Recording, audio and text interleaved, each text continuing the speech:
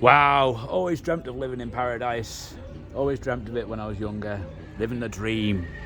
Passive income, baby. Chilling out. And here I am now, about to show you exactly how I go about my income and outgoings. How I run my life. And this is how the rich run their lives. Not saying that I'm rich, but this is how the rich run their lives. And it's best way to go, in my opinion. So, let's have a look. Let's start here, put this here. I've made one earlier, a little piece of paper. Now here it is. All we have to do is add the things to it and we'll see exactly where I get my income from, where I distribute my income to, and how I go about it all. So, first of all, I get dividend income. In the UK, you get a dividend allowance. I think it's £1,000 this year. It's going down to 500 next year, but it's tax-free. So any money you make off the dividends are tax-free, which suits me all day long. I'm happy with that. So I've got dividend income, which comes in. Now that comes in and it goes along with this income that comes in, which is a buy-to-let property, right? 4-bedroom in the northwest of England. I get a nice income from it, nice yield. Happy days. Next up, we've got another 4-bedroom. These two are both in a town called Runcorn. Sweet return, often well over 10% return without the property appreciation. So happy days there. I've then got 3 flats in Barrow-in-Furness that give an 18% yield after all costs, everything. I get 18% because I bought the property for $32,000 years ago in 2002, and I've remortgaged it.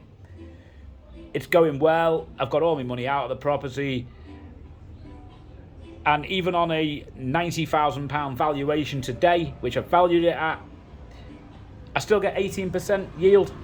So happy days. My main income is a car park in Liverpool city centre, which was inherited. The rest of it I've bought over the years. This was inherited, this car park, from my father and my mother. 50% mine, 50% my sister's. So all these incomes that come in here, normal people, when they get their income from their wage, what they'll do is they'll pay it into the bank, or their boss will pay their income into the bank, and then from there it goes outwards here into standing orders, running costs of your life, your bills, your rent, everything else, and it's gone. And then you wait until next month and go again. That's how most people run their lives. And if they're very, very lucky, they'll have a little bit of money to put into an ISA to save for holidays or for the future or whatever, right? Whoa, it's a bit windy, right? So, next, I have a SIP as well here. So the money comes from the HSBC and it goes down into my ISA and into my SIP, into those two. Obviously, the first bills are the running costs for the business, insurance for the properties, maintenance, mortgages, things like that. I've only got 150,000 mortgages across 3 of these properties, these buy-to-lets here. The rest of it's owned outright. And I've got about 50% of the money inside the property is mine, 50% bank loan. Right, I have another second bank here where money from the car park comes in. Some of it comes into here, a third of it comes into here, my income, and the 2/3 go into this bank here. This is just purely for emergencies, for opportunities, for investment, for holidays, for anything like that. Some money trickles down out of there, like I say, into a safety net. Now, I am dyslexic, so if anything's spelt wrong, there's nothing I can do about it. I'm sorry I didn't spell check it beforehand because I didn't have time. I'm too busy enjoying life. But if you want to spell check it and give us a spelling in the description, in the comments box, go for it. Like, happy days, put it in the comments. I'll be well happy to see the right spelling. Maybe I can learn. Right? Then we've got the Bank of Cairo. I'm Cairo, and I haven't got a bank. But the money comes from Western Union, from ATM machines, from the HSBC bank, in England to Madagascar. Yeah, because I live in Madagascar, so all this is England. It all stays in England, or obviously the SIP is American stocks. The ISA is English, British stocks, or stocks that are on the British exchanges. The dividend stocks are all English stocks for tax purposes. Right? Here, the Bank of Cairo, I get money from the UK, and I get money from land banking when I sell it, property developing when I sell them, property flipping when I sell them. Yeah? So obviously a lot of money will trickle out of this bank into here, and then big chunks when I sell come back into that bank. Right? I get a regular income from some huts that I've got. Not a great deal, very, very small income, but it's an income, so I'll put it on a little piece of paper for you. I get a nice income, about £1,300 a month, something like that, from the cow meat business that I do in Nosy B, or my wife does, should I say.